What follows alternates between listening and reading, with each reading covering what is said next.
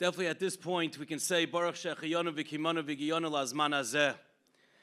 To be here for already a few years, to see it just consistently grow, maxing out of every single different room, location, and space, it's a testament to what's coming out of here, to the Torah, to the Mesiris, and obviously to the Shefa, the Bracha of HaKadosh Baruch Hu that showers upon this incredible Moisid.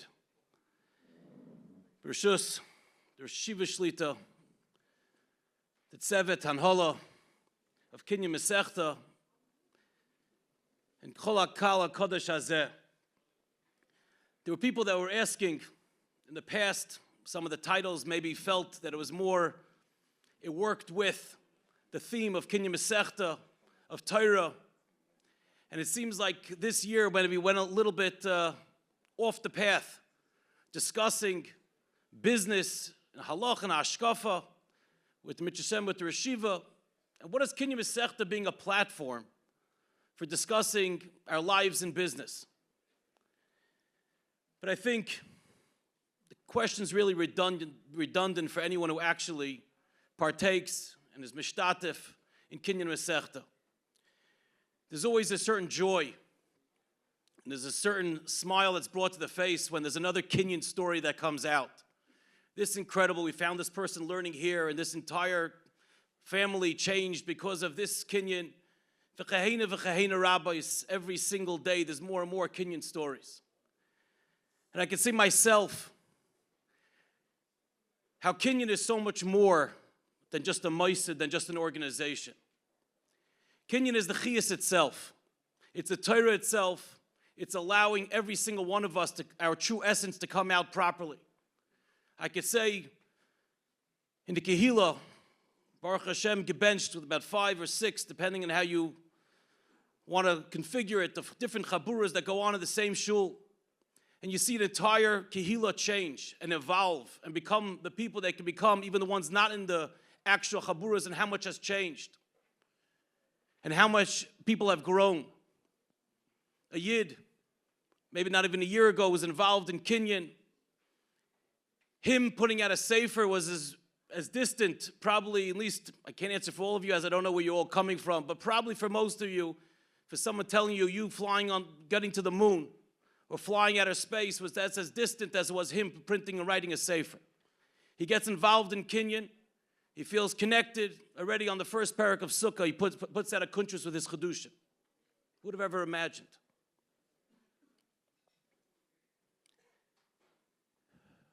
A Gabbai, Simchas Torah. You can imagine what a Gabbai in Simchas Torah in a very busy shul was all about. He calls me up. He says, you have to hear this. You deal with a lot of Yidden on Simchas Torah, sometimes in a bit of a compromised state. It's not easy. And he comes along after a long davening with all the aliyahs and everything that he's in charge of, and he sits down to the Suda, and he felt he wasn't ready for it yet. He wasn't able to give himself over to the family, to the wife, to the children as appropriate. He asks his wife, could I please have a few minutes? And he goes off to a side room, and he sits, and he learns for a few minutes in Chazers, his Gemara in Kinyan. And he comes back refreshed, rejuvenated. And he said, now I can be a proper husband and a proper father. And the children noticed the difference. And finally, there's just 3 of just amounts of hundreds and hundreds of stories that people have, but these are ones that I myself seen recently. A Talmud of mine comes over, and he says, you know how much Kinyan changed my life? I know. He's already looking to enroll his children in different yeshivas and Beis Yaakovs that way beyond what he thought he would ever be sending his children to. He's grown in so many ways himself. His marriage has improved. He said, my wife has seen such a difference. She knows what Kinyan means to me. My wife had to go into the hospital. She was in labor, and she said, I'm waiting for my husband to finish to come home from Kinyan before she takes off to the hospital. Highly not recommended. Soon Kinyan's going to come with a disclaimer. Beware, addictive materials, you never know. But you see what the difference is. It's not a moisid. It's not even a revolution. This is chiyas by itself. This is our essence. This is what we're all about. And therefore, it's no wonder that everyone has these stories. And it's no wonder that we're representing, we have the schus with the Reshiva, Rueven Feinstein Shlita, to be able to talk about how our interplay in the workplace and different priorities and balancing and ashkafis and aloha. Because this is what we are, this is what we're living. We're living Yidden. And that's what Kinyan's all about. And if there's anyone to connect with, to be able to give us over this Das Torah, it's a Reshiva that L'chol Adeis, his sulamutz of Arza, his feet are so firmly planted in this ground, so down to earth, so relatable. And at the same time, Rosham Agima Shemaima, the Gedolei Olam, able to explain to us Das Torah, able to give over and to connect with us in all facets. That's chiyas, to show us what it means to live a life of Torah. Kodesh Baruch Hu shebent us siyata d'shmaya, that we should be zoiche to tap into this chiyas, that we should live it, and it should affect us in every single stage of our lives. With Rishus, start. I'm going to talk loud. Okay, sure. I'm asking for a friend. I'm a 32-year-old who has been working for the past 4 years. I now run a department and manage 4 employees in the marketing company. I have a hard time how or why should I ask Das Torah by questions regarding challenges in the workforce. The challenges and the environment that I live and work in is nothing like most Gedolim have ever experienced. So how can they relate to my situation? Basically, everything is in the Torah, and the way to act and even the midos are all in the Torah. That's why in Pirkei Avos they spent a lot to tell you that Moshe Kibbel Torah Sinai is to tell you that the midos also were given our Sinai. And the Rambam, in the when he says Shivas Dvarim B'Goylam, he tries to explain which is a physical, not physical in the sense of physical, but simply he hasn't got the midas tavis, which he interrupts and things like that, and which are considered things that have to do with the Torah and so on. And he breaks it up. And everything's in the Torah, and therefore, when you're dealing in business, there's honesty involved, there's yashrus involved, and also the Inyan of you can understand if there's a profit to be made. That Baruch Hashem, if there is, a normal person should be able to understand it. And if someone's in Torah, he should be able to understand it. I don't see why not. I get asked these questions a lot, and I have no idea what they're asking me, but they seem to be satisfied. In other words, they're asking, what am I going to tell you? We know that when giving Meiser, so the Torah tells us you could test HaKadosh Baruch Hu in Meiser. Yet a lot of times we find that we don't see it. We don't see automatically this person give Meiser considerably and all of a sudden consistently, and we don't see necessarily that the Ashiras is coming in the way that we maybe appreciate it. So what does the Torah mean, maybe, when the test of HaKadosh Baruch Hu? No, it's how do you see the Rebbeinu Shalom? Is that the question? It says, HaKadosh Baruch Hu says, test me, and I'll show you. But a lot of times we're in the same state financially. Okay. Basically, and we're doing this with little kids even. In the next 2 weeks, if everybody would just keep in mind something that happens out of the ordinary. You came early, you missed the bus. You came late and you got the bus. Usually you say rotten luck or great luck, and that was the end of it. To find out what happens the rest of the day because of that. And you'll see that everyone that you recognize the Rebbeinu Shalom not only is involved in your life, but he directs your life. Everything that happens to you is directed. Even you think you're doing it, I'm telling you, you're not. Oh, Hashem. I mean, so even if they're not seeing the wealth of the Meiser as it comes in, it's coming in different ways. They will see it. They will see it. But it's a point of looking. There's I'll give you a description of 2 different types of people. One person says, Rebbeinu Shalom, I need a parking space. And Baruch Hashem, he finds around the corner a parking space. He gets out. Somebody opens the back door. He comes in. He's right by the elevator. He recognizes his crate. That's the Rebbeinu Shalom did it to him. Another guy gets a pot right in front of the things. He says, Rebbeinu, forget about it, find my own spot. So you understand that obviously, if you're looking at it that way, you're not going to find anything.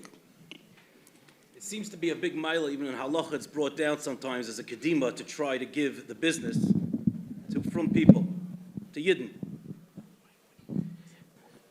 Does the Yeshiva hear me better with the mic or without the mic? The mic somehow, I somehow don't hear it. That's what I'm saying.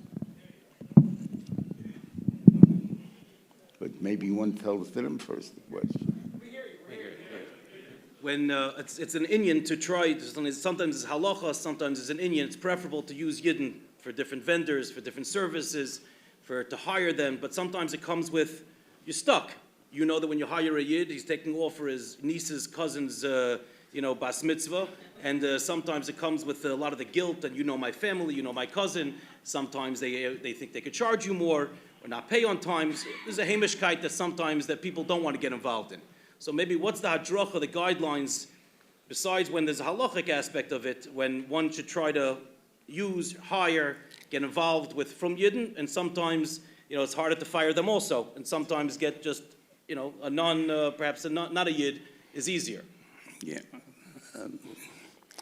I think the simplest way is first of all, like the point of requests, let's say, saying that Pshat is simchas, there's inyanim of where I expect that they'll want to take off and something like that, which I don't feel they're entitled to, or whatever it is.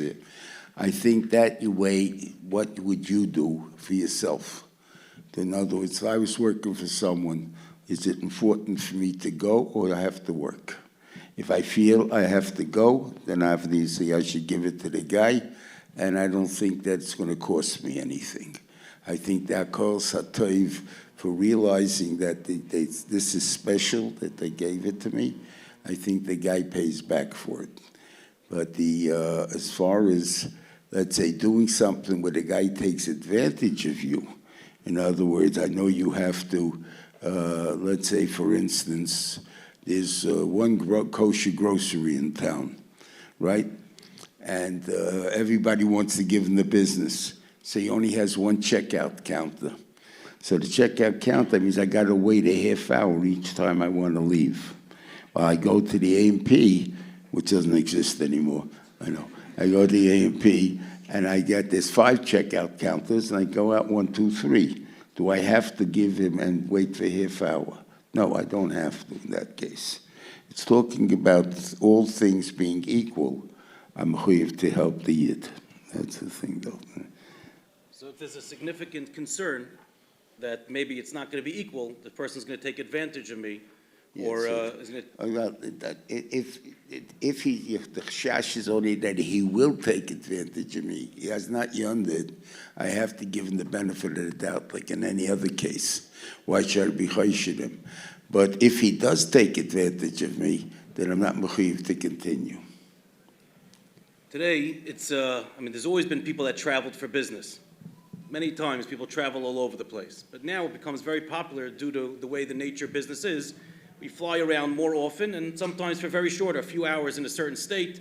We fly even to different countries. We have a meeting or two, we fly back. There's a lot of travel all over the place. With travel brings its own nisyonis. There's sometimes hotel stays, there's sometimes airports, there's sometimes places where there could be, meetings or conference places where it's not the most appropriate settings. What does the Yeshiva feel as hadracha for people traveling? What is the best ways to keep as a Yorei Shemayim and even maybe thrive through those opportunities? Besides, obviously, partaking in the Kinyan Masechta Shir. The Pele Yoetz guy that discusses this problem. He's a Sephardi, and I guess, the Sephardis used to go around traveling a lot. And he said that the guy should always have a business close at hand.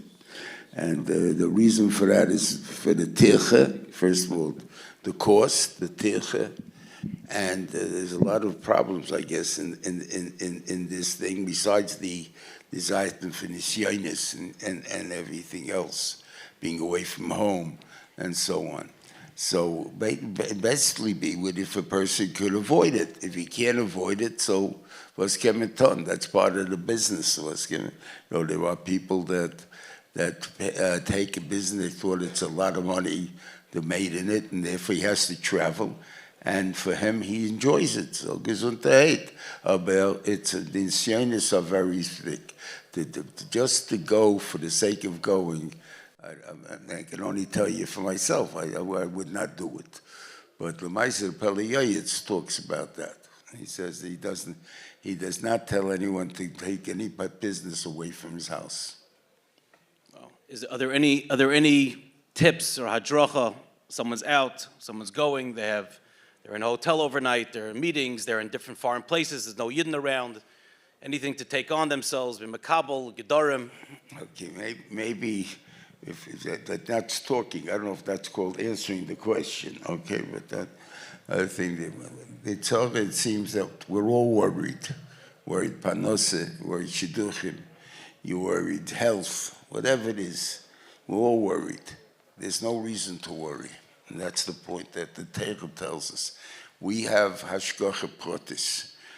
Whether we believe it or not is very important.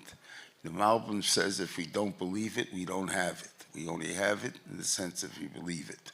On the other hand, the Ramban holds if you don't say, if someone will tell you he doesn't talk about who, I would assume that he's talking about an what do you call it, an astrologist, but because he believed in astrology.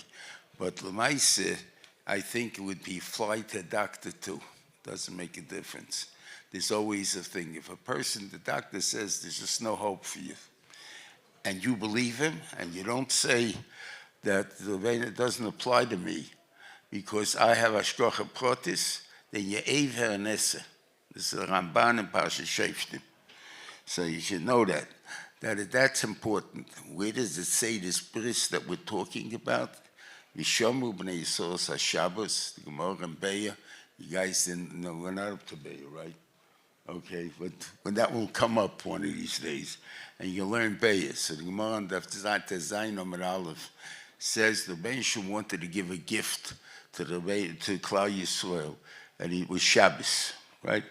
He tells him, go tell him, Beini uvein b'nei Yisrael. These are the psukim in the beginning of Parshas Kisisa, right before Sheni. Okay, there's talks about Shabbos over there. So he says, go and tell him, Beini uvein b'nei Yisrael. So it says there, if that's the case, the Gemara is the Kashas, why Goyim punished for not keeping Shabbos? So it says there because it was only Beini uvein b'nei Yisrael. So he says because he told them about Shabbos, he didn't tell them the Matan Schoron.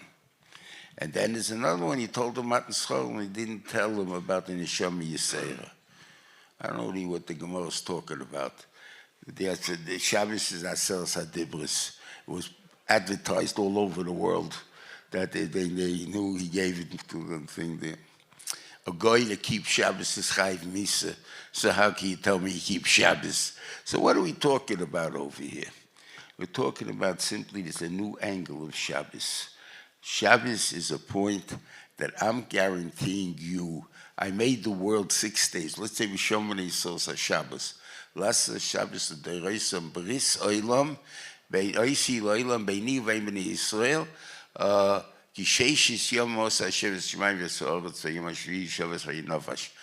do I care if the Ben Shem made the world in 6 days? If he took 7 days, he's not God anymore. And if he took 1,000 years, he's not God. What does 6 days make it mean a difference to anybody? Because 6 days, the Ben Shem made everything that's going to be and was and will happen was made in the Sheis Bereshis. If it wasn't made then, it can't happen. It won't happen. Right? So therefore, he was makdim himself. But I'm telling you that even though I was makdim myself, and the reason I did that is because you should have a choice to believe in me, not that you have to believe in me. So therefore, you have this choice. What is the choice? Because there's Mother Nature and God. But who made Mother Nature? What is Mother Nature? What do you mean Mother Nature? You understand? So therefore, you understand that has nothing to do. And yet, I have full control. I'm a kol yochel.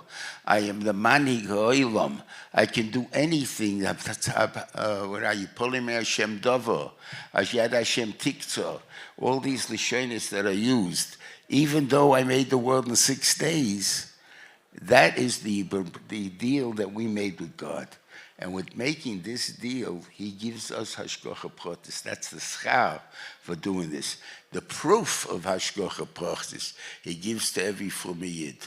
On Shabbos, Rashi says, what is neshama yisera? Neshama yisera is you can eat a big kiddush, you can go probably to 10 friends' houses before you get home, and still eat your wife's shoulder. Probably a little too late because she's probably upset at you. But l'maisa, that's what you have that keches to, and then lay down for 3 hours. You can never do this any other day of the week. Why? Because I don't give you that ability to be able to relax to that degree. And that's only on Shabbos. That's my proof to you. Every single Shabbos, I control your appetite. I control your ability to relax. I control everything about you. I also control your parnasseh and everything else, your health and everything else that happens to you. And that's the part we have to remember. So there's nothing to worry about because it's the Rabbeinu Shem's Rotzen, so it doesn't make a difference. Worrying ain't going to help you. And whatever it is, then usually the Rabbeinu Shalom goes both ways. Gamzu l'toiva, kol di'av dachmon of tavavid. If it's good, whenever something looks bad, the first thing you should say is Gamzu l'toiva, because Gamzu l'toiva means the bad is good. You just didn't see it. And the second thing is, if a taki is bad, it's called the Tavavid, the alternative is worse. And that's the Rebbeinu Shalom wants us to know. But he controls everything about us. And that's the part. So there's nothing to worry and nothing to get upset about. Unfortunately, today there are many different scandals sometimes that are even in our Hamisha world. There are many scandals sometimes in our Hamisha world that in the financial matters that even our children are aware of. What's the best way, number one, in the future to instill a sense of yashrus and ehrlichkeit and transparency so that at least the next dar, ourselves of course also, but the next dar doesn't think this is a form, a normal part of Yiddishkeit of society? You gotta be to bring them out to the reality of life. That's basically risky. I mean, in other words, they're sitting in my house, they think they're entitled to everything. And they go out in the world and they find that they're not entitled to anything. And all of a sudden, this poor kid's going to go get sick and nervous and nothing. I think that they have to understand that the parents control the house. And they're not entitled to anything. Not that you don't tell them that. You're not entitled to anything. I'm giving you your your poor kid and whatever it is there. We're not talking about that. There's Ava. And if the only reason they know you love them is because you give them something, is Ochenvei. That's not what makes you love. If you ask me how did I know my father loved me? This was something they asked me. My father, the Aguda convention came out at my son's bar mitzvah. Okay, that means by the Suda he'll be there, but the Shabbos bar mitzvah, my father will not be by my son's bar mitzvah. I think that's pretty hard, right? Okay, but he told me, and he told me. It's always, what am I going to do? He can't come. Of course I'm disappointed. Was I hurt in the sense that I feel my father didn't love me? So was that many years in therapy? Crone asked me. Was that many years in therapy that the Yeshiva had a... Today there'll be many years in therapy from hearing that from a father. Okay. So he said, they asked me, so Rabbi Crone, what's he call himself? The Magid. So he asked me, he says, how do you, so he asked me, why weren't you upset? I said, I know my father loves me. He can't come. I mean, I understand he has values, and he understands. what's important, and he wants to come too, and he feels he can't come. He can't come. He says, how do you know he loves you? I guess only a guy like a reporter. How do you know? Yes. How do you know? So I told him, well, first of all, when I was a little kid, the laws of steam till around 1950, 1953. I don't remember exactly what year they changed the laws. Till then, steam was from 6 o'clock in the morning to 10 o'clock at night, no matter how cold it was. And that was it they had to give you. He was up before me. He was learning from before. He would take my clothes as a little kid, put it on the steam. And at 6 o'clock, the steam came up. It started to warm up my clothes. He then dressed me under the blankets, so I shouldn't be cold. And then we cold.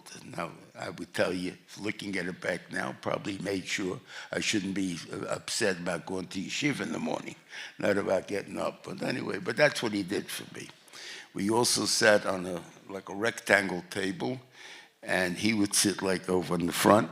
My mother and my sister sat on the other side. He made room for me next to him. I sat next to him. So, okay, that was the thing there. Didn't have to give me anything, didn't have to do anything there. But the fact that he took me with him, that was the biggest love that I can feel. What do I need more than that, right? And so if he feels that he can't do it, he can't do it. So he heard that. But the idea is that a lot of people think the only way I can show love is by giving something. Your time is more important. That's the thing. If you can give a few minutes to your kid, because he needs you now. The guy sometimes, father, he needs, after coming home from work, he needs menuchas hanefesh. He has to sit down and relax a minute, eat supper quietly, right? But the kid says, Dad, I have a bechina tomorrow. What am I going to do? And he says, Dear, I can't learn with you tonight. I got in a meeting till later. Right? And Askanus stick a meeting, but I got a meeting later. So the kid says, so what am I supposed to do? The father says, come, sit down next to me while I eat. And do that. The kid realizes that you don't have to do anything ever for him for the rest of his little life, because he knows that you care enough for him, that you gave up your manucha for him. And that's all he wants to see. He wants to see you love him. That's all he cares about. Doesn't need your tzatzki. So when a child feels loved and doesn't get everything that he wants, so then he doesn't necessarily grow up to just want things that he's not having, that it's not easy to get. There's certain things he has to understand you can't have. Obviously, it would be better if in the house there are some things that he hears that we pass on because we can't afford it or we don't think it's necessary. There's also a point like, spend $10,000 for something. I can give $10,000 to tzedakah. I'm not there. That doesn't have to be against my own desires and my own needs. But Lamaisa, we're talking about something that's a lot of money. A lot of good things can be done with it. We could do mehrdige things that can be done with $10,000. And I'm going to spend that on an Arishkeit. So the kid hears that. He has a value of money. If this is, I remember this in the ads years ago. It's only $100 for a doll or something like that. And the kids would come over to their parents and say, Dad, it's only $100. And this is still about 50 years ago. So I'm saying, so $100 was a lot of money, right? And saying that it's only a 50 because they put in that word only. So this thing, so he has no hasaga what $100 is. $100 and a dollar, the same thing, same bill, same size, fit in the same wallet. Doesn't see any difference between the two, just 2 zeros at the end. That's all he sees.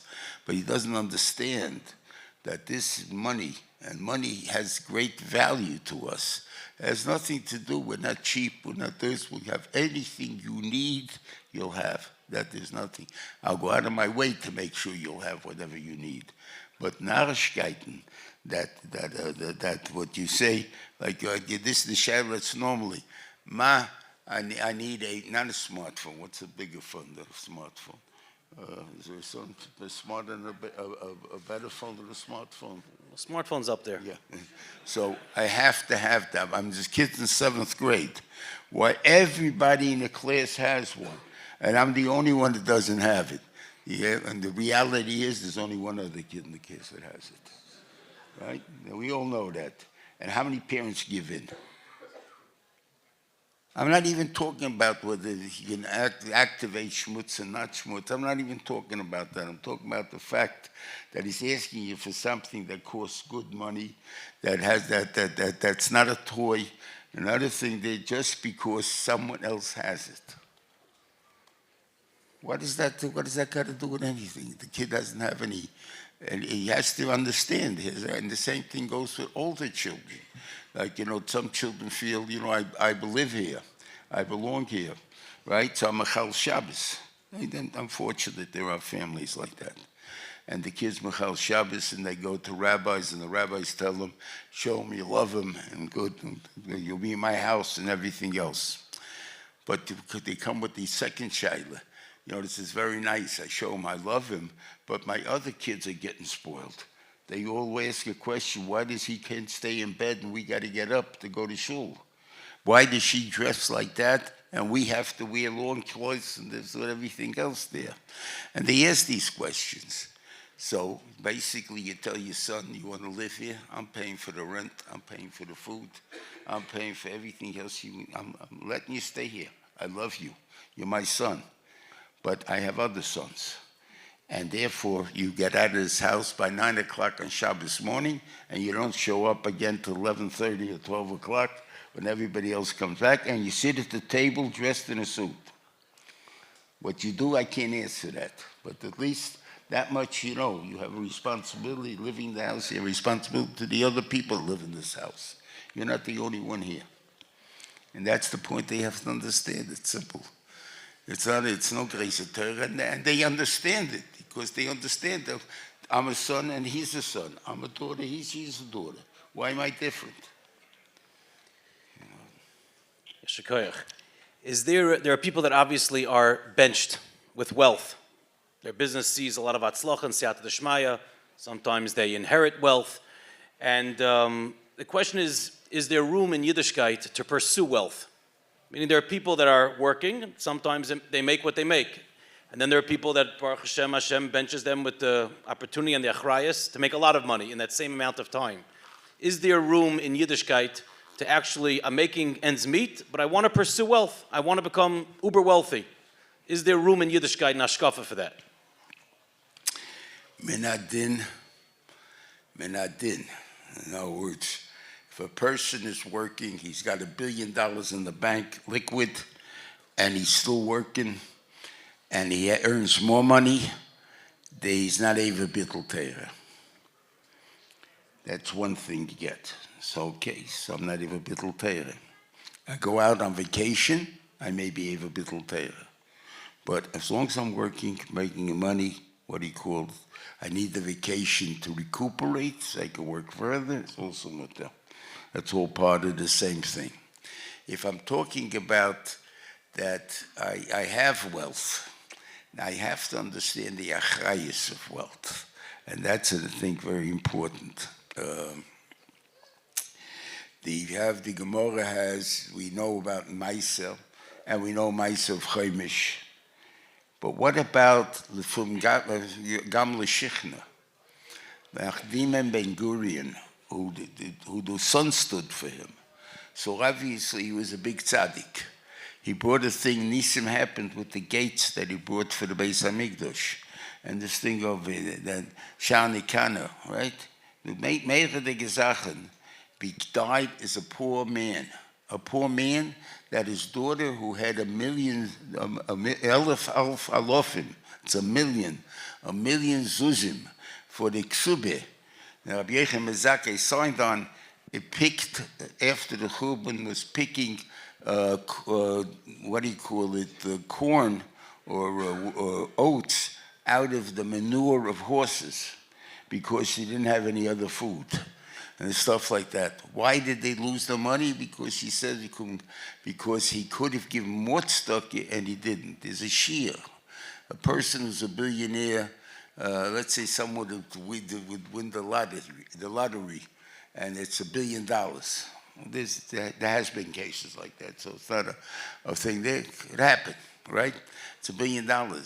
And my Yetzer, we're giving 100 million to tzedakah, 200 million to tzedakah. No, you probably have to give a minimum of 900 million, and maybe 990 million. Now, 900 million, I got a Rabbeinu Yoina for it. That's about the only thing. That maybe if 90%, I can keep 10%. Or because it always goes with number Asab, it's with the Sasha, and the Sasha, it always goes with a 10, a tenth or a 10. So maybe you can get away with it. But if not, what do you need more than $10 million in your life? A natural person probably makes about $6 million the maximum, and the rest of it is it is. So 10 million is fine for life. So what do you need more? All of us to live on. I mean, and to live good. I'm not talking about live good. You can eat steak every night also for that kind of money. So that Rashiva, that segues into the next question. Recently, there's been much discussion. As to how much a Jewish family needs to live on. Obviously, over here we have people from all over the world, literally, and but it seems like certain issues are just we all suffer from. We all going through the challenges Hashem has given us. That our families, we need to make hundreds of thousands of dollars to make ends meet. So what's the hashkafa? Is this something that HaKadosh Baruch Hu wants us to struggle with? Are there ways that we're maybe not treating things properly? And if that's the case, maybe 10 million liquid is perhaps not going to be enough in a few years.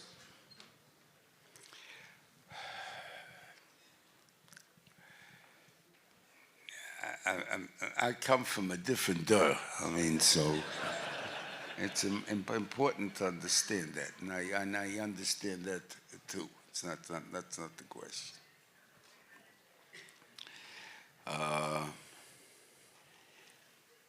In my time, yeshivas ran on pushkas. Every kid got a pushka 2 or 3 times a year, and he filled it up and he brought it in. And was there an actual tuition of $1, $2 a month? May have been, but really there wasn't. What cost that it done? The pushkas, what made the yeshiva go, the mail, and whatever it is there. Now, all of a sudden, I mean, I'm fighting myself. I'm in the same business, right? Now, people feel it's not my achayis. I'm charging tuition. Now, the tuition goes according, as someone once told me, he asked me why we charge less. I'm not that involved anymore. So, but when I was more involved, he asked me what's called full tuition. I remember it was about $5,000, something like that. So he says they charge $8,000. So I says why? So he says because we can get it. Okay, that's an answer sometimes. Is that an answer? Did we do ourselves a favor by doing that? By saying, you're making $200,000, we think you should pay $20,000 tuition, right? It's very nice. I got 10 kids. What are you going to tell me about that? It's very nice what you're telling me. I'm telling you, you sent your kid to camp, so therefore you should pay full tuition. I sent my kid to camp because I had to get her out of the street. I had to send them to camp, not because I wanted to send them to camp, not because I have so much money laying around. But no one asked me these questions, right? And that's the thing. So we put ourselves in a matziv by saying, and I'll have a lot of balabatim that say, I pay full tuition, I don't have to give them another penny, right? And years ago, who supported the yeshiva? You had one gevir, right? Who you didn't charge him any more than you charge anybody else, the $1. So he says to him that you ask him for, we need $1,000. He gave you the $1,000 because he had it. It wasn't the point. Now why should I give it to you? You're taking everything you get from me anyway. So why should I give you anything? So I'm saying, I don't know if our philosophy is right anymore of what we do. And we have to rethink it. If we have Baruch Hashem, Klal Yisrael so far is pretty good. And therefore, the people that are not involved in yeshiva also support the yeshivas. And that's why we're able to live. So I'm saying that it helps the guys in the yeshiva too. It seems that for the most part, because it takes so much to keep a family afloat today, so there's usually a need for a dual income, for a husband and a wife working. Sometimes even if there's older children, they're also supplementing for what needs for the family, even today. So let's say there's a family that wants a priority. They don't want the wife working. They want the wife to be a homemaker, to be home. Is there room for that priority? Well, HaKadosh Baruch Hu, could they rely that HaKadosh Baruch Hu will give them Siyata Shema, it will all come through one income? Or that's just today's ishtadlus, and if you need the money, then they both have to go out working as much as possible. I have a theory. It's this week's Seder, the coming week, Moshe. How did Moshe become Moshe? You mean, he's a regular kid? I mean, he had basic Ishreines, good, but what did they teach him? I mean, and stuff like this. So she's the only mother that was the babysitter and the mother at the same time, right? Normally you have two things. You have a mother that can give that can't give any time to her children because she's working, hires a babysitter could call her I don't know, whatever you call it, the woman that takes care of the house, and she will spend the whole time with the kid, right? Or I can do it myself and be home, like you said, because I'll have the love, which the babysitter doesn't have, and I'll give the kid the love, but I have to take care of my husband. They'll elect me the president of the Bika Chaylim, the PTA president, maybe for some other stuck is the writer, because she's not working anyway. So why shouldn't she do all these things, right? So when does she have time for a kid? Never. So what do you tell me? I'm staying home and I have time for my kids. Nobody stays home and has time for their kids. That's not true. So therefore, that's a bubba mice. But what happened with what he called Moshe's mother, she put him in the water, and then she got him, but she's working for Baspari to take care of the kid, right? So she's getting money paid for it. So let's say Amram comes home and says, Yechevet, is lunch ready? She says, I'm sorry, you got to make your own lunch. I'm working. I'm busy now, right? And that's how you got Moshe Rabbeinu, because the one who loves him was totally involved with him. That's the only one you have in the world like that. So what's the Yeshiva saying for the non-Yocheveds and Moshes of the world? For us, what's the Yeshiva saying? So practically, we don't have it, so it's a choice. But if anyone thinks the woman is going to be dedicated to the house, it's a bubba mice. It's not going to happen. The Yeshiva is saying it's better for them to go out? That I can't answer you. If she's successful, I think it would be better. She'd be happier because she feels she's doing something for the family and stuff like that. If she's not successful, so she'll take and run the different organizations. What am I going to tell you? That's what's going to happen. But she isn't going to sit home with the kid. Then I can tell you. Baruch Hashem, we're coming to a close. Baruch Hashem, we're in a matzav today where being an Askan, a shtadlan, being even a wingman for the Askan is glorified. And Baruch Hashem, it's popular. People want to get involved in communal work, in yeshivas, in different moistas, and helping out all over.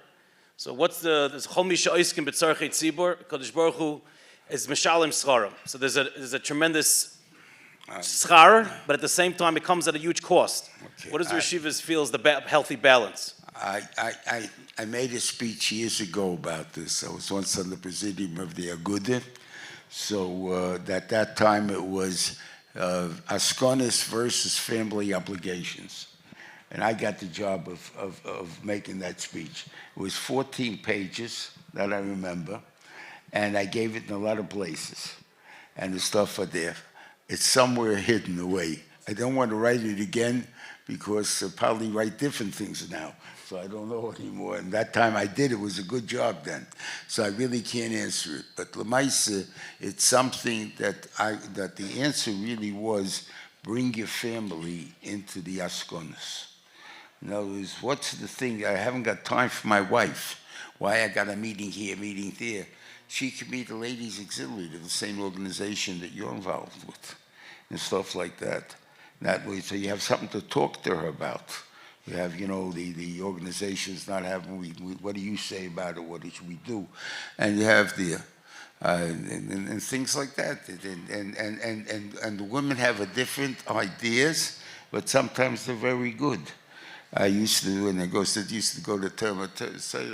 So my wife, when she was alive, so she was a big mechaneches. She was in education, and she was mamish world class, if you want to call it that way. In the cities, they had the bookers, the test schools in the city, and stuff like that, where she was the principal and stuff like that. So come a question of discipline. I'm not very good at discipline. Okay, Baruch Hashem. So they would ask me, my wife would be in the audience. I'd say, I think I could ask my wife that.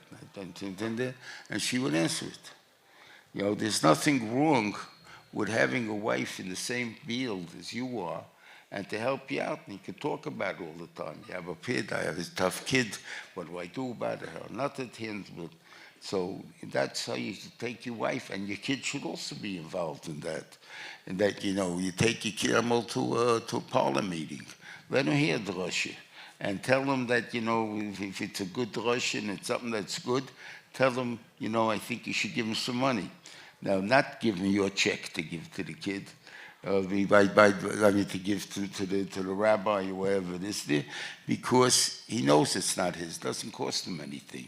That kind of, I'd always like to be the shliach of giving out checks. Why not? But we want them to be able to give the check when it's his. So you got to say, you're asking $5. You got $5. You should give $5. And that's the thing. And the kid, you teach him that it's stuck from times a little kid. There's nothing wrong with it.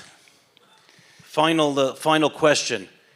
I found, at least by me, around people, friends of mine that I know, as they've gotten involved in Kinyan Masechta, as they've learned more, especially with this mahalach and understanding Torah for what Torah means, they get so much to a point where they literally sometimes want to take off hours of their jobs, even switch jobs, sometimes even retire for them jobs. Young people, Torah is so sweet, and they're developing it and feeling it at a little bit of a later stage in their life to that extent. They want to just learn more and not work as hard anymore. Is there a balance, maybe a skula, that the more they're involved in Torah to some degree, they don't have to work as hard? I think that it's brought down several places. The Indian, that if a person says she can Torah, the Rebbeinu Shem takes over the parnosa. And that's tzlocha, and the parnosa has that tzlocha. But I think more important is the Indian of the schar in Olam Haba. I'm merely impressed. What I see and what I heard, and I have any klach involved, I've had talmidim involved, friends involved, and Baruch Hashem, and it's on both sides of the aisle, if you want to call it that. I'm merely just. I want to tell you what I think, what the schar you're going to get in Olam Haba, and then maybe we'll look at it a different way. The Rambam, we say in the Hadron, we're saying the Hadron tonight? Yeah. Yeah, okay, so in the Hadron, you're going to say, Onu ha-meilim v'heim ha-meilim, Onu ha-meilim mekablim schar, v'heim ha-meilim v'heim mekablim schar. What do you mean you work and you don't have schar? Goyim also have schar.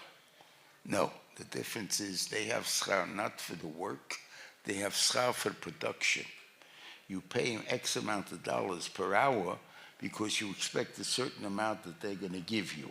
And for that, you give it. But Torah, just for the work, you get the schar. The amelus, I put time into it, effort into it, even though I don't have anything to show for it. But I put the effort in, I get it. Okay? So it shows that the Ben Shem pays for schar ha-Torah, for amelus ha-Torah. Okay, it's a wonderful thing. It helps people who don't have Geisa Kep necessarily, but I have the amelus, okay? And that's what God pays for. The Rabbeinu Yonah in the last mission in second parak in Avos says that if two people have the same amelus, and one knows it better, he gets more schar. Didn't make sense. We just said the other way. So what do you mean? So what's it totally in knowing it? So it's totally on the work, not on the ability. So I said it pshat like this, and this is what I think Kinyan Hamasechta has done. Whatever it takes, the guys are proud. They know a Masechta Baal Peh. I heard a story today about a person that from someone who knows it, not from from the PR. I'm talking from someone that's in there. The guy said to him, since I left yeshiva, I didn't open a Gemara, and now I know a Masechta Baal Peh. That the thing that pride, that what he called. So we figured out a way that person should know it better using the same keiches. That's what you get the schar for. Not that I just put in the keiches, but I put in keiches in a way that I'm going to gain what I have. That's a meira digazach, and that's the elam boy that you're going to get much bigger than just knowing it and working it and learning Torah. This is something that you're going to get for. Now, what is that worth?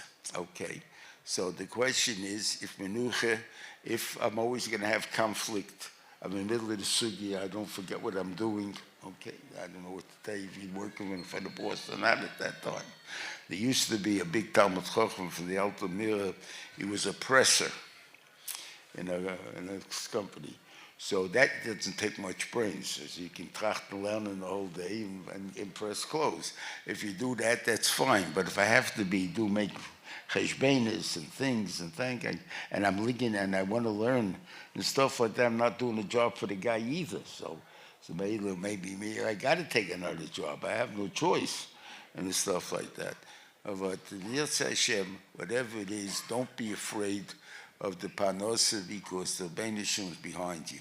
The schar that you'll get for the knowing the Masechtas, for becoming, you guys rate the level of the Bnei Torah. I mean, when the first Daf Yomi started, I was in yeshiva, so I know too.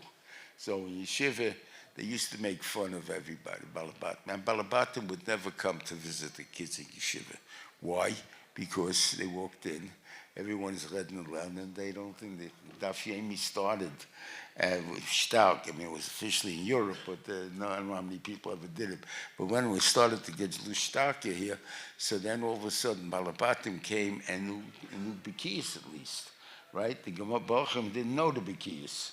So all of a sudden, they walked in with a guy, I'm here, ich can learn. What do you got, So all of a sudden, the Bacham started to, and when I was a kid, there was never a Havamim anyone finishing Shas. How are you going to finish Shas in the Ian? It's impossible, right? But you ever have a way of it now? Everybody knows Shas. Who doesn't know Shas, right?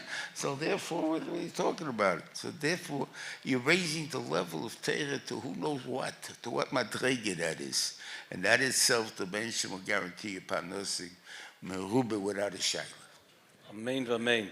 Yeshakayach Reshiva, the Reshiva Sheben, HaKadosh Baruch Hu Sheben Reshiva, the Gesundheit, the Arichas Yom V'Shonim, Sachas Atzlochen Siyat Shmeinu, Avodas HaKodesh. Thank you.